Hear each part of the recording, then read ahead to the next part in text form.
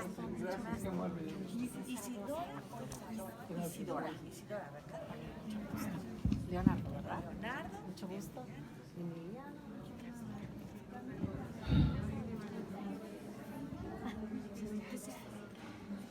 Pues muy buenas tardes a todos. Gracias por su presencia. Es una tarde muy jalapeña, sin duda alguna, ¿no? En el que la lluvia ya se ha hecho presente como parte de este paisaje que es la capital del estado, en la que somos ricos en ese clima bondadoso que hace que la ciudad sea un lugar excepcional en la geografía mexicana y veracruzana, desde luego. Esta tarde nos reunimos para platicar sobre la vida de Juan Herrera Vázquez.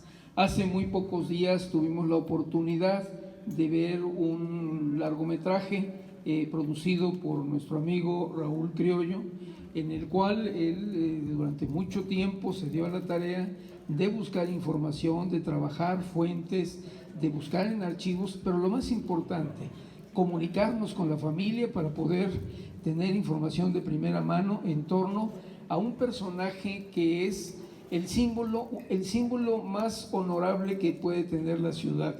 Cualquier ciudad del país desearía tener un prototipo de hombre como Juan Herrera Vázquez, en el que se reúnen muchas virtudes, pero creo que la parte más honrada de esto, la más significativa, es que Juan tuvo el acierto de poner en práctica todas esas virtudes. Porque a lo mejor somos virtuosos con seguir algunos preceptos o algunos dogmas, ¿no?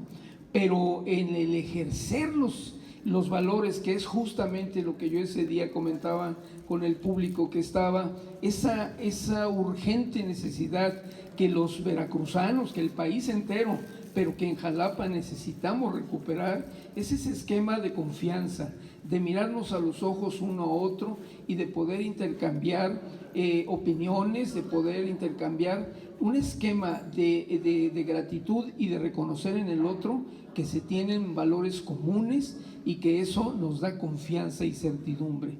Hoy día la sociedad veracruzana para nadie es ajena, que estamos en un permanente desconcierto, en una permanente incertidumbre, y difícilmente nos atreveríamos, como una pregunta que me pareció muy absurda hace escasas horas en las vías telefónicas, donde nos preguntan si nosotros, ciudadanos potencialmente electores, seríamos o tendríamos la confianza de dejarle al presidente de la República la llave de nuestra casa si fuéramos a salir de la ciudad.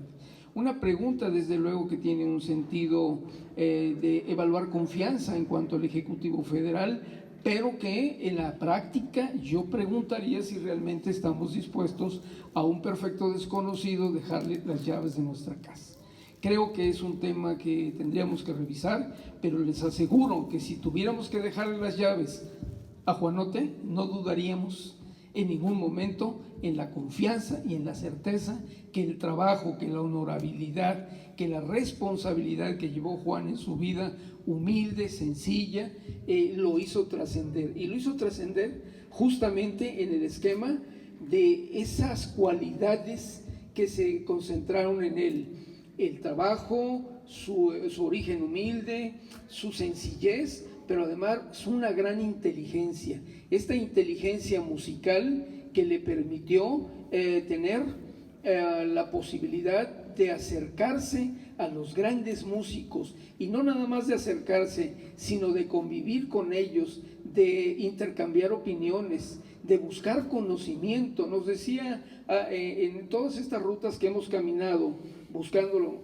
certidumbre en la vida de Juan Herrera, nos decía el dueño de la librería Los Pablos, que tuvo la oportunidad de tratarlo, y que es una librería que ustedes recordarán que estuvo durante muchos años en la primera calle de Murillo Vidal, especializada en libros de derecho, y muy cerca de la casa de don Juan, ahí en Moctezuma. Y don Juan pasaba, me decía el propietario de la librería, y le pedía por encargo libros biográficos de músicos, que le consiguiera biografías de Beethoven, de Chopin y de todos estos grandes hombres de la música universal, y se bebía los libros, es decir, tenía esa habilidad esa gran capacidad de absorber el conocimiento para después además compartirlo. Muchos seguramente, algunos o no muchos, porque veo muchas caras jóvenes y eso me da gusto, pero algunos de los que ya rebasamos 50 años tuvimos la posibilidad y el gran honor de alguna vez haber saludado, haber conversado con don Juan Herrera ahí en la calle de Enríquez, donde estaba reubicado, donde lo veíamos siempre dispuesto a prestar un servicio, dispuesto a que le pagáramos la prestación de un servicio que iba desde llevar, como decíamos ya en algún momento, una flor o llevar un piano a algún lugar donde se le encomendara. En la búsqueda que estuvimos haciendo para poder identificar a don Juanote, también encontramos los testimonios de aquellas personas que le confiaban, además de la llave de su casa, como decía en el documental Manolo Fernández, que entraba y que sacaba el dinero y volvía a cerrar y regresaba, y con esa confianza también encontramos quien le pagaba sus servicios para que fueran a bajar un piano de un segundo piso en Jalapa y después lo subieran a un camión de mudanzas y viajara con el piano hasta la Ciudad de México, así como si llevara un bebé, ¿no?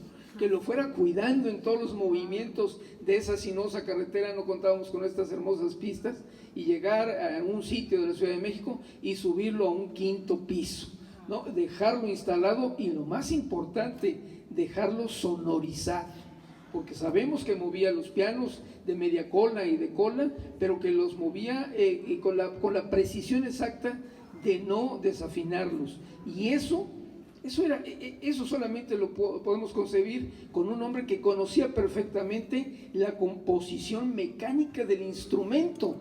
De otra manera no se hubiera podido hacer.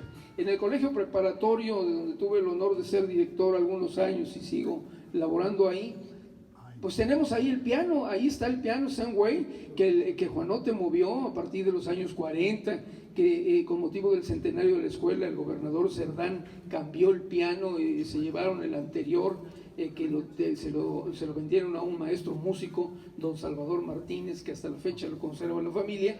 El segundo piano, pues es aquella pieza que va a mover don Juan de manera magistral, porque es prácticamente una obra de arte hacerlo, y sacarlo desde el colegio y llevarlo 2 cuadras o 3 a cuestas, sostenido con el mecapale en la cabeza, y llevarlo al antiguo teatro Miguel Lerdo de Tejada, que conocemos como Teatro Lerdo, o alguno de los otros sitios que, como ya se ha señalado, la orquesta convocaba un concierto en el parque o un concierto en el ayuntamiento, y había que mover el instrumento constantemente.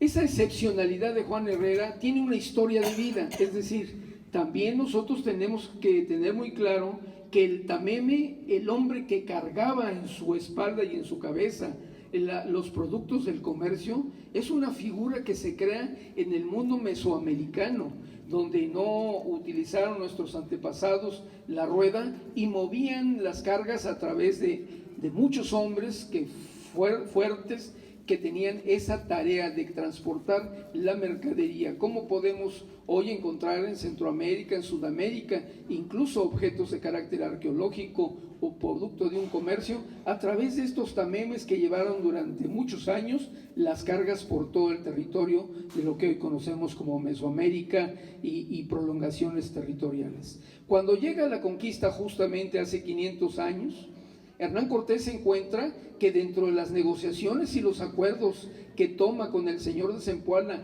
y los 19 señores de la región, de esta extensa región que abarca incluso Jalapa, y los altepel de Chiconquiaco y el altepel de Tonayá, de Tlacolulan y demás puntos, que se ponen de acuerdo para avanzar hacia el centro del territorio, diríamos hoy el territorio nacional, con esta visión que tenemos, bueno, lo dotan de 300 tamemes.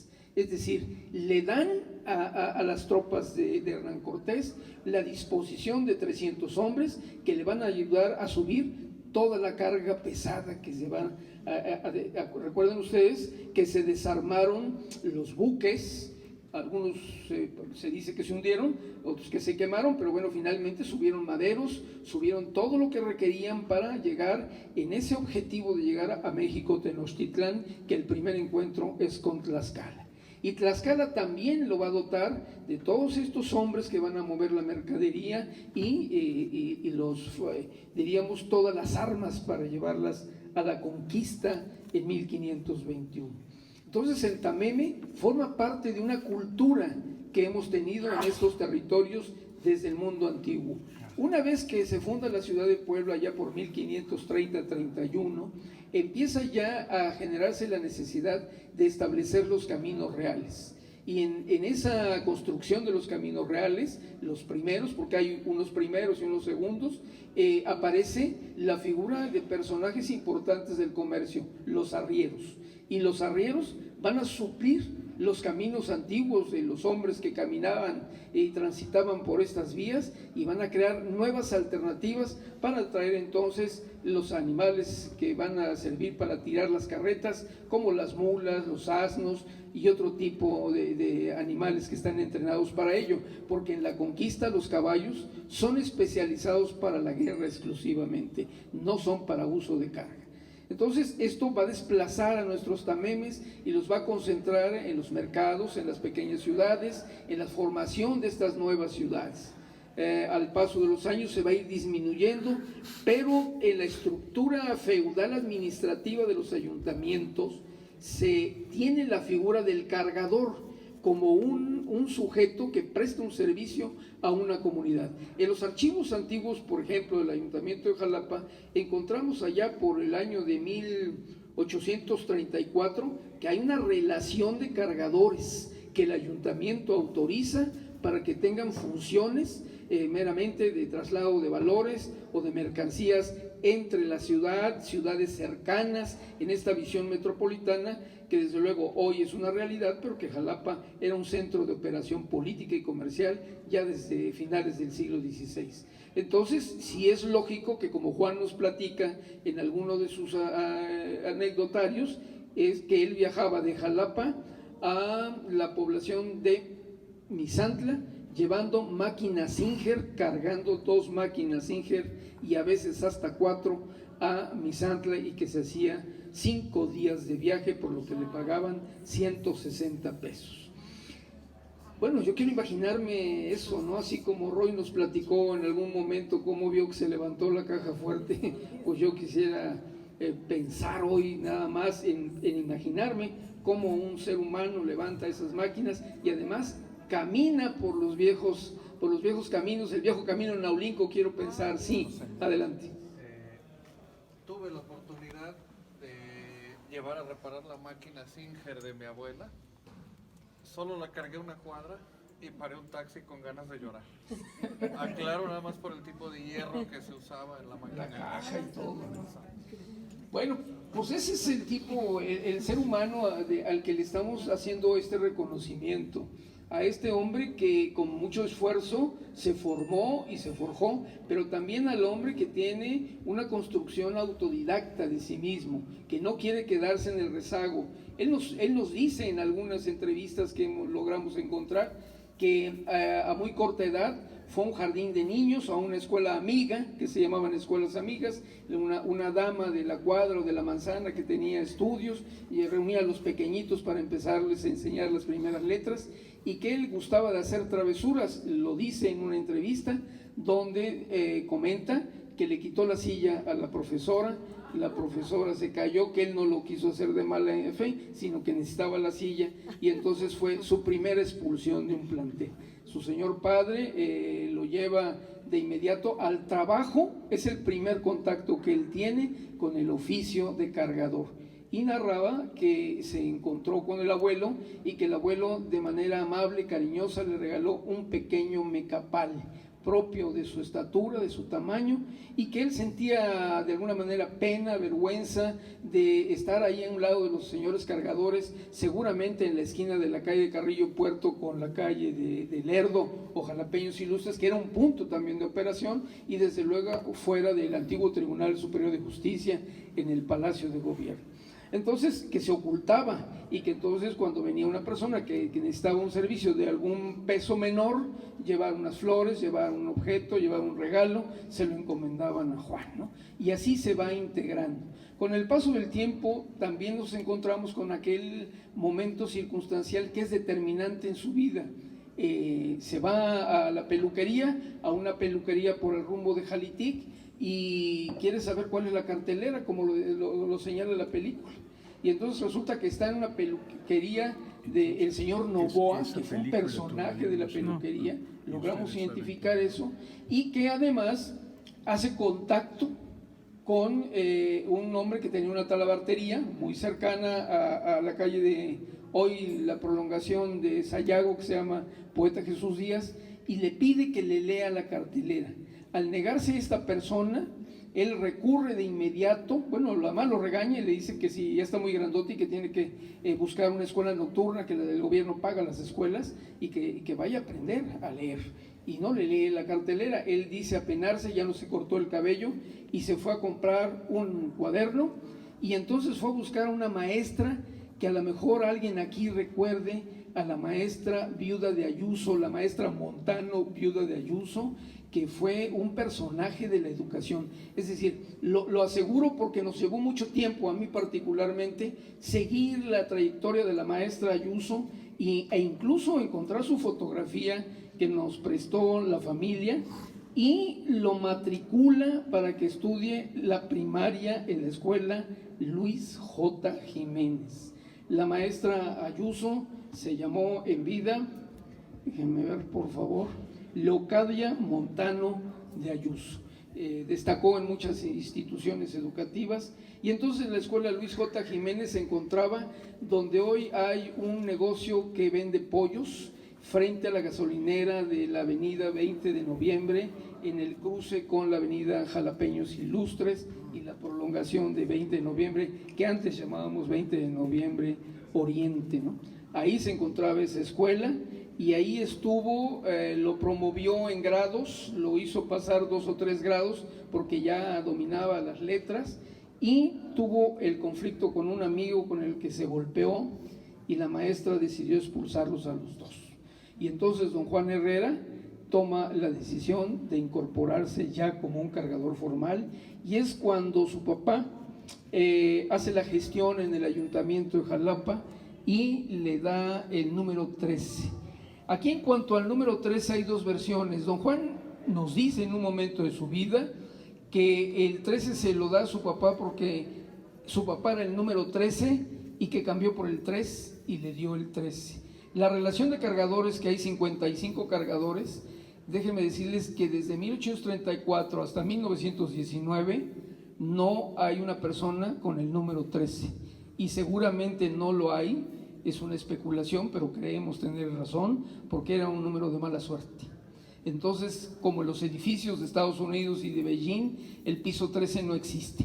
Entonces, creo yo que tampoco existía el cargador 13, y al encontrarse la necesidad de emplearlo como un resultado disciplinario, coincide con los 13 años de edad de él y le otorgan el 13, que seguramente implicaba todas estas hipótesis de las que hemos hablado.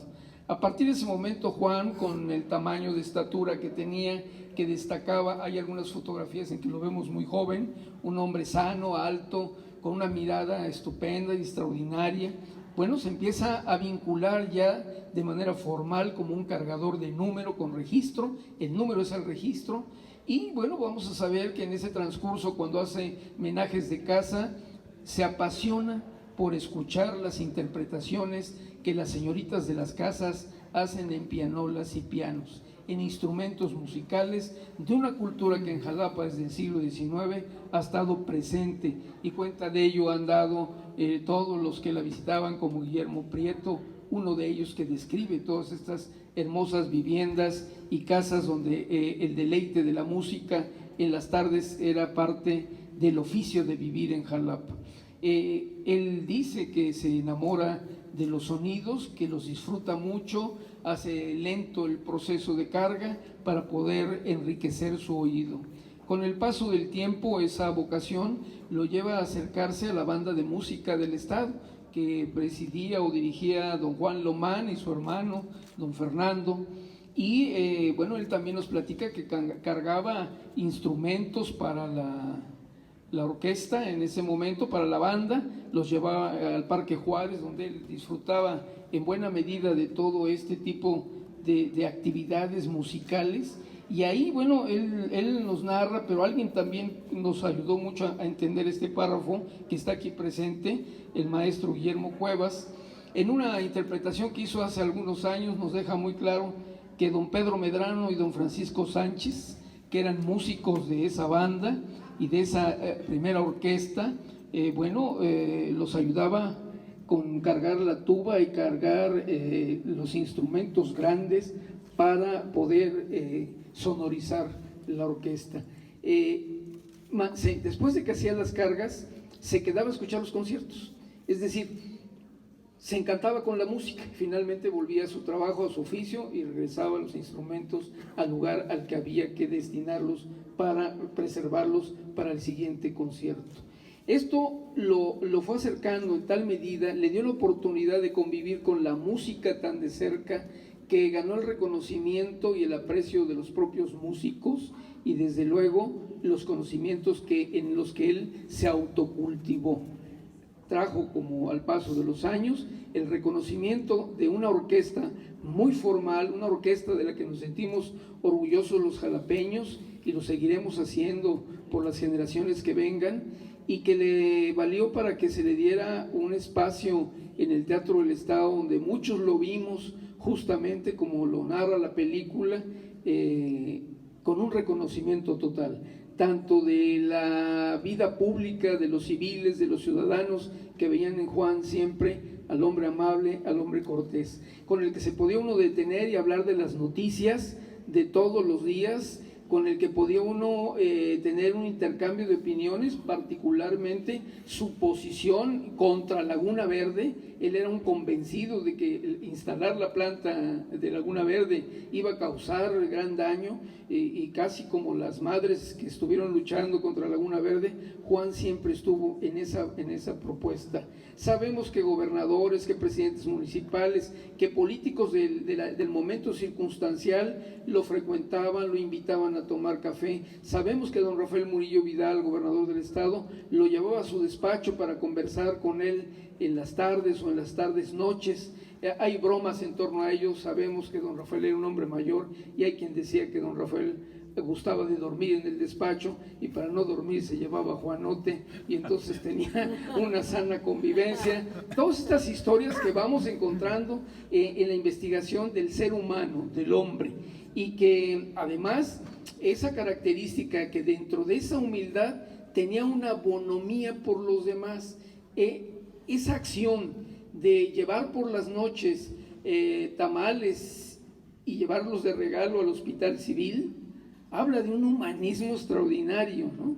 Habla de una preocupación por los demás que la ponía en práctica. Por eso decía yo al inicio, no nada más son los valores en los que lo vemos encajonado, sino en la práctica y en el ejercicio de esos valores que le dan ese reconocimiento y que motivan nuestra admiración. Y también sabemos que por los fines de semana su hermana Eulalia hacía chiles rellenos y él salía a venderlos. Me decían familiares de otros señores cargadores que pude entrevistar, pues sí, pues como era Juanote sí le compraban todos los chiles, pero si hubiéramos sido nosotros, ¿no? Bueno, son esas cuestiones, pero si habrá sido, pues sin duda alguna que llegara Juanote a vender los chiles. Me decía Magno García Marrero, a veces llegaba con la olla a la casa de su suegra y le decía, pues ya deja a todos, ¿no? Y ya se hacía una venta completa inmediatamente. Pero bueno, estamos viendo al ser humano que se está esforzando por construirse a sí mismo, pero sin dejar de lado que forma parte de una comunidad.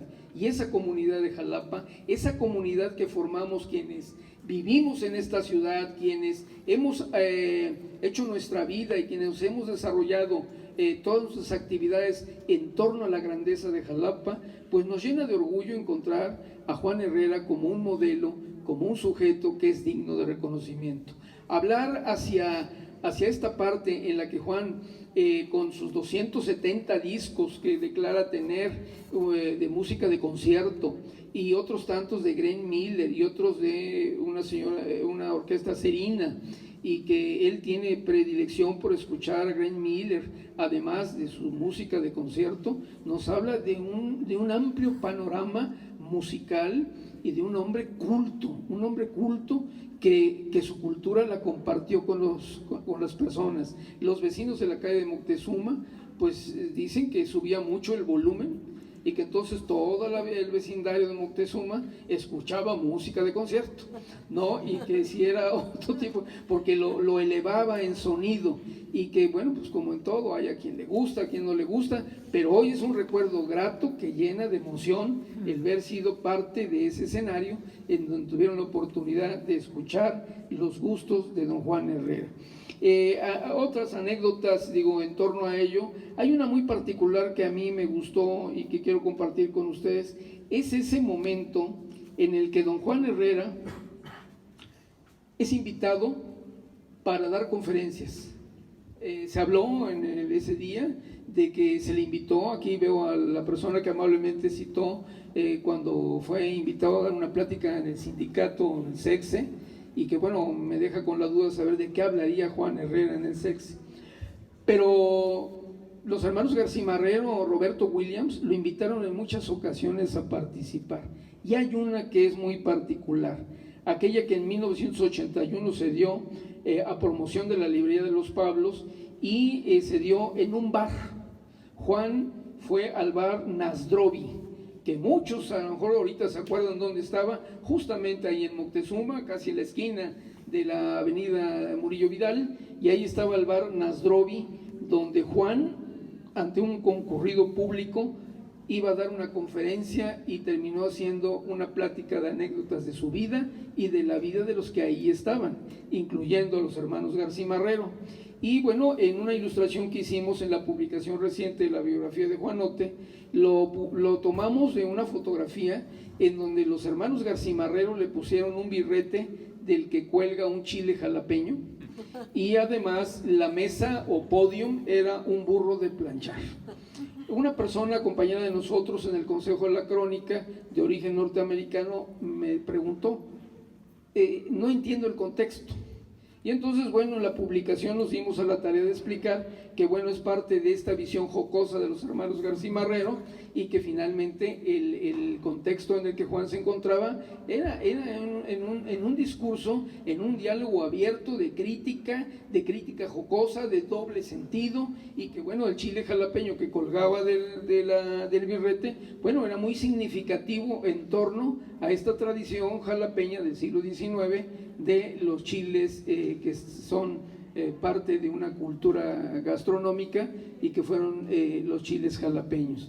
Es un momento importante, y ahí también nos enteramos que don Juan, además de cargar a las parturientas y de que cargaba los instrumentos, como alguien también citó en la conferencia, en la presentación de la película, cargaba a los niños cuando estaban los aguaceros, y entonces los papás le encargaban a los niños, y tomaba a los niños de lado y lado y los llevaba a las escuelas, o los recogía en las escuelas y los llevaba a sus casas para evitar que en las corrientes de agua se mojaran el calzado o se fueran a mojar completamente. Entonces, es este ser humano que de verdad yo estoy muy convencido, necesitamos los jalapeños, muchos Juan Herrera, muchos Juanotes, que tengan esa convicción y esos valores de servir a los demás sin detrimento de su grandeza como ser humano, como persona.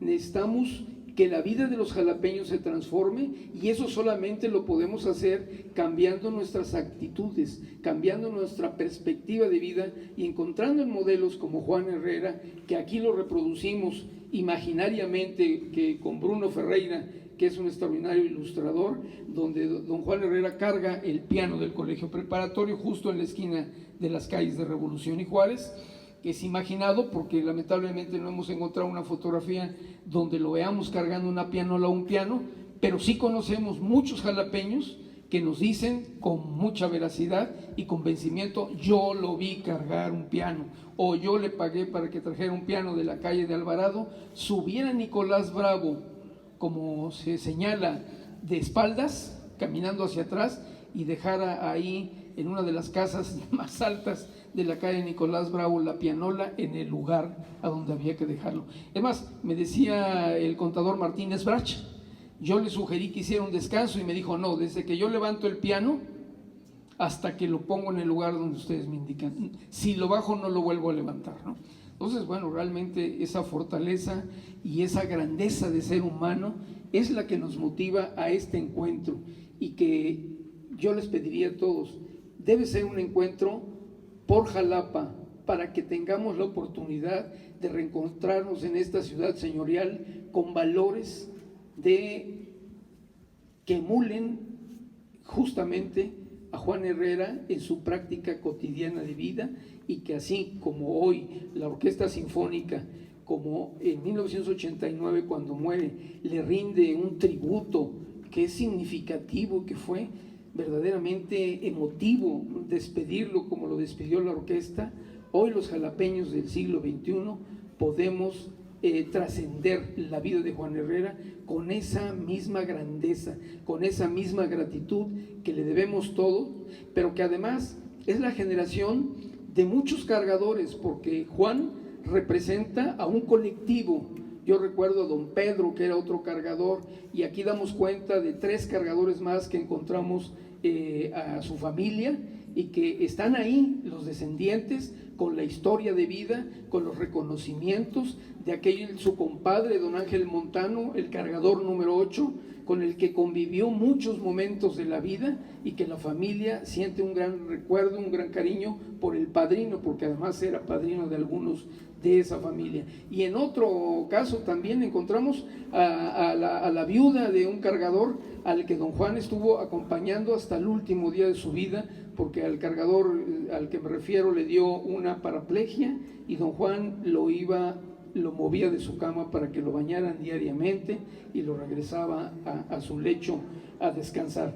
Esos recuerdos de esa trayectoria de verdad que llenan el corazón de emoción, pero sobre todo nos deben prender de orgullo de vivir en Jalapa, de sentirnos verdaderamente orgullosos de ser jalapeños y de contar con historias como esta, que son ejemplares.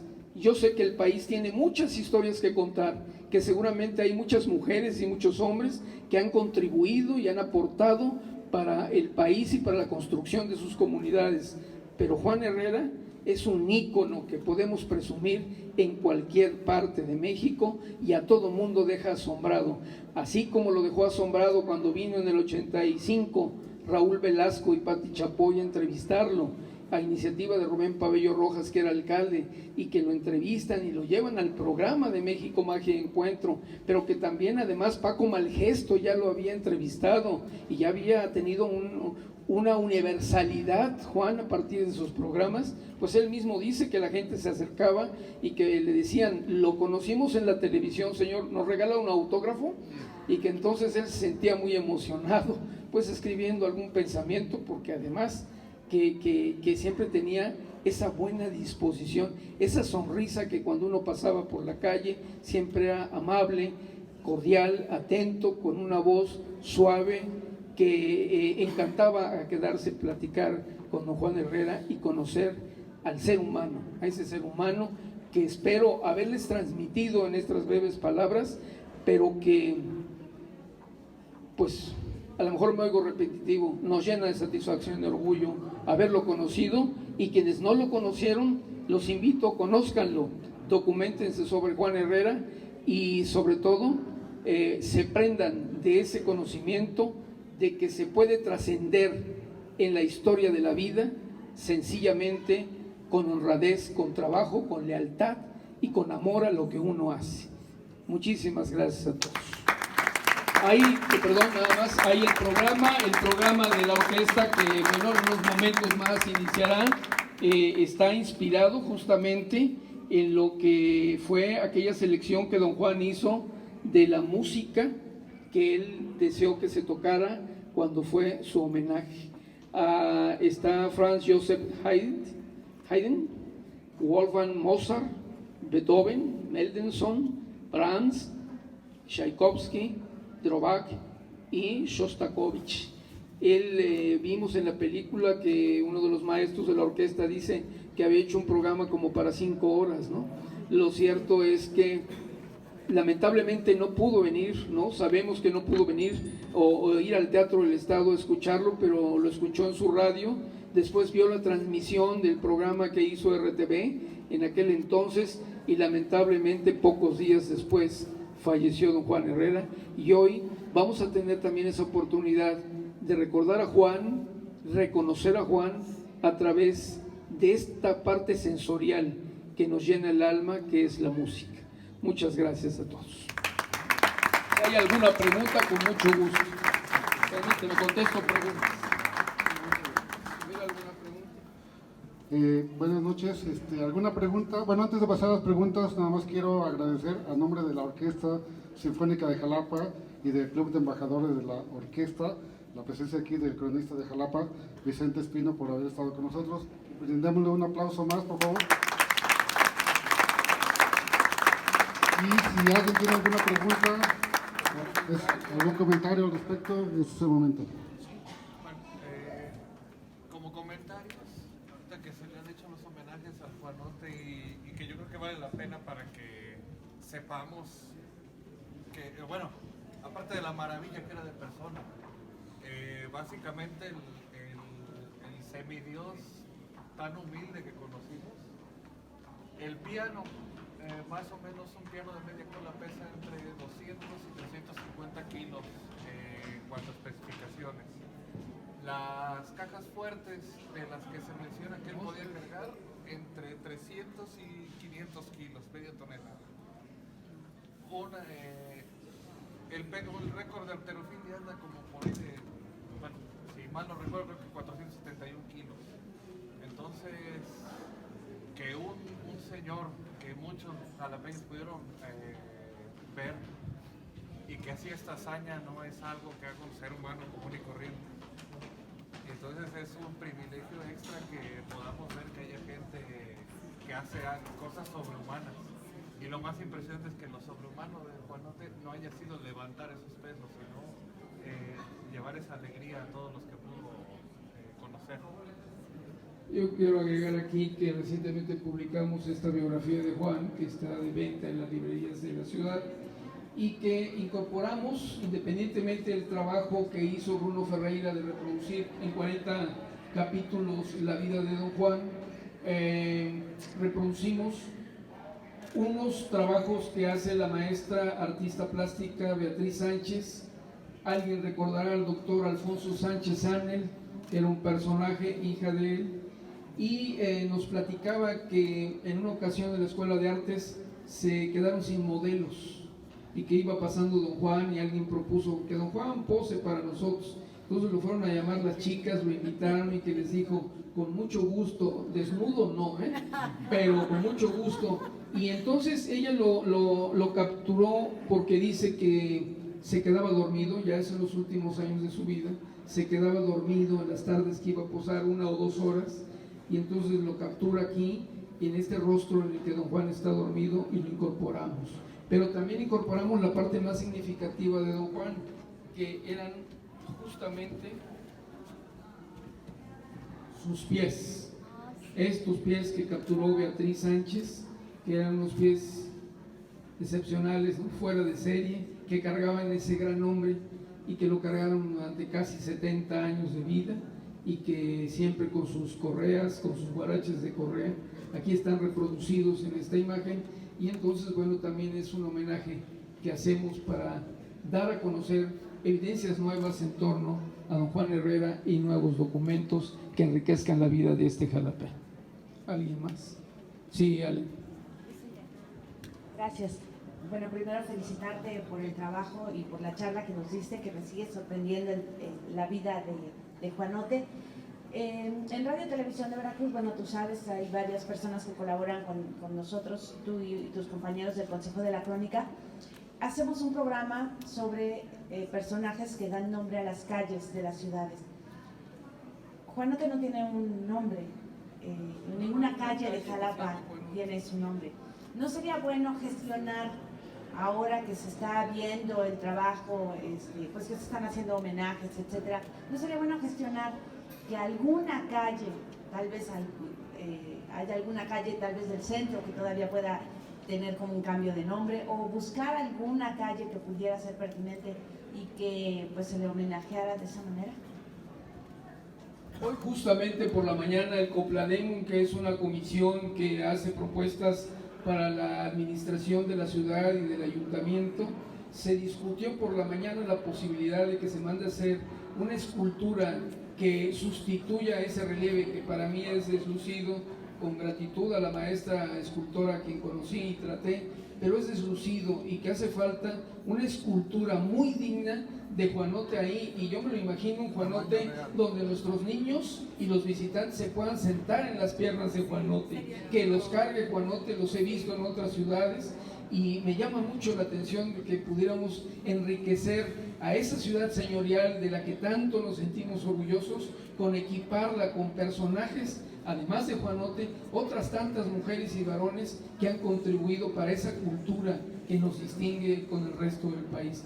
Entonces, sí hay algunas propuestas. Hay una escultora famosa que muchos seguramente conocen, hace algunos años hizo un proyecto, lamentablemente muy costoso, y no prosperó, pero bueno, hoy surgió la propuesta de que pudiéramos empezar con Juan Herrera haciendo una gran escultura para reconocerlo, pero una escultura de estas que hay ahora en las ciudades contemporáneas, que son interactivas, donde nosotros entramos en contacto y en juego con esos seres humanos que son, pues, que nos llenan de orgullo y de satisfacción. Sí, Ale, sin duda alguna. Y si no, promover que haya una calle, que haya una glorieta, un parque, un lugar a donde constantemente estemos recordando a Juan Herrera y a toda una playa de cargadores que también merecen un gran reconocimiento, ¿sí? Maestro Guillermo, a mí me gustaría escuchar algún comentario suyo, si fuera tan gentil. Gracias. No. Ahí está un texto que reprodujeron. Sí. Digo lo que tengo que decir hace 30 años. Sí, muchas gracias, maestra. Maestra. Efectivamente soy maestra. Hablo muy fuerte porque soy maestra. Entonces, aunque ya me jubilé, conozco los programas de estudio de la Secretaría de Educación. El tercer año de primaria debemos estudiar nuestra comunidad. Yo creo que sería muy bueno hacer llegar una propuesta a la Secretaría de Educación. En este caso, sé que el ayuntamiento tiene un regidor de educación. Hay que hacer llegar una propuesta para que en el programa de estudios de tercero de primaria, que es cuando se estudia la localidad, se incluya la historia de Juanote. Porque los que somos de la localidad somos los que debemos seguir conociendo esto y seguirlo trascendiendo en las otras generaciones. Entonces sería muy recomendable que alguna comisión hiciera llegar esto al municipio para que se conozca la historia de él, por lo menos en su lugar, que es Jalapa. Gracias, profesora, muy amable. Roy, ¿vas a hacer algún comentario, Roy? Discúlpeme que vengo de agregado cultural, ya apenas llevo 47 años viviendo aquí en Jalapa. Felicidades, Vicente, por tu excelente aportación, la verdad, qué bien, y que transciende eso. Tú eres pariente de Heriberto Jara, ¿verdad? ¿En qué años estuvo él de gobernador? 24, 27. 24, 27, no, entonces hay una anécdota del folclore urbano, de las historias urbanas. Se supone que había una cantina enfrente del Palacio Estatal, aquí en Leandro Valle, y el gobernador en aquel entonces le gustaban sus buenas copitas, y ya que estaba muy alegre el gobernador, dice que me traigan a Juanito, y ya llega Juanito, ¿no? Llévenme a mi casa. Se pone su mecapal, una silla esa de aquí, ahí de la cantina, lo trepan al gobernador ahí, lo amarran con un mecate, y ahí empieza Juanote a llevar al gobernador a su casa. oye Juanito, pues ya que estoy aquí arriba, pues vamos a dar una vuelta en el parque. Y ahí está el gobernador saludando. Ahora, no sé si tú has oído esa historia. Bueno, pues es que no has Quisiera yo suponer. ni has frecuentado las cantinitas de donde yo he estado, yo, gracias a Dios. Es una de las muchas. Y hay otros. Les invito, vamos a seguir esas reuniones. Les invito, voy a hacer un gol al Bici Café, que va a ser la casa espiritual también de Juanote. Hay una foto enorme ahí de Juanote. Les voy a platicar de que fue para mí lo que valió toda esa pena de... Gracias a Dios pude sacar las fotos de Juanote, ¿no? Después de 5 o 6 años pude convencerle que se dejara retratar. Pues en el edificio, en el número 33, ahí de Pino Suárez, puse un retrato de Juanote. Ahí está él sin sombrero, con su mano así fuerte, su mecapal, su número 13. Entonces va bajando un señor con su nieto. El nieto se levanta la vista y dice, güey, ¿quién es este Juanote? Se detienen a escuchar la historia de Juanote. Entonces para mí, híjole, qué satisfacción que ya está vivo la memoria de Juanote. Memo, ¿y tú cómo te llamas? ¿Cómo te llamas, Momo? ¿Te acuerdas que vimos en el documental lo del quiero hacer la convocatoria para que hagan un poema épico de Juanote, la vida de Juanote, que se musicaliza? Y ya Grace, la directora, dice que va a ser quien se encomienda a llevar la logística a hacer el Suite Juanote, que va a ser en honor de nosotros, nuestro mentor de club de embajadores, ¿verdad, Cris?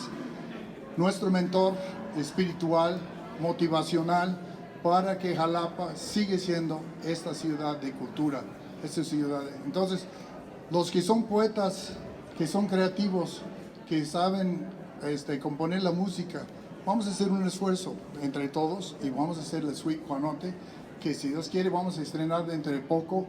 Y Memo y tú y todos vamos a estar ahí en la inauguración de este concierto, ¿cómo ves?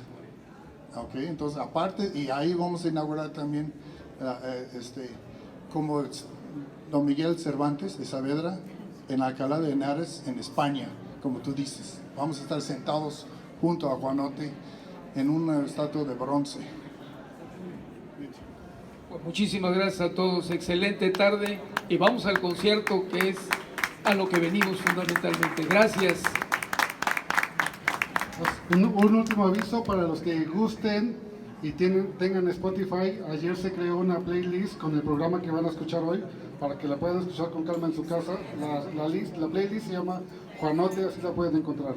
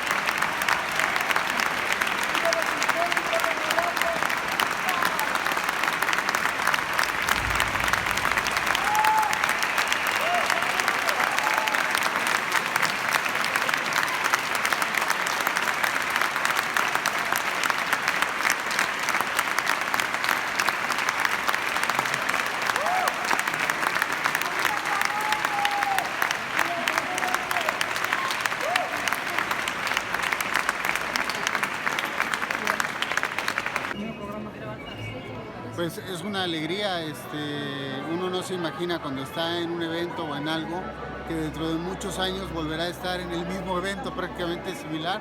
Hace 30 años tuve la fortuna de estar en el concierto de homenaje a Juanote y bueno, ahora 30 años después en un espacio nuevo con una orquesta que sigue siendo impresionante, creo que ahora más impresionante que antes.